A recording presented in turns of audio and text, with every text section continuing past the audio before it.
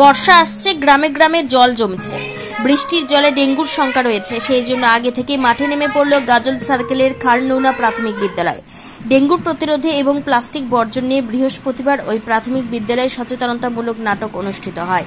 ওই বিদ্যালয়ে খুদে পড়ুয়ারা অভিনয় করেন। স্কুল সূত্রে জানা গিয়েছে, বেশ কয়েক মিনিটের নাটক হয়। এতে স্কুলের পড়ুয়ারা এবং অভিভাবকরা সচেতন হন।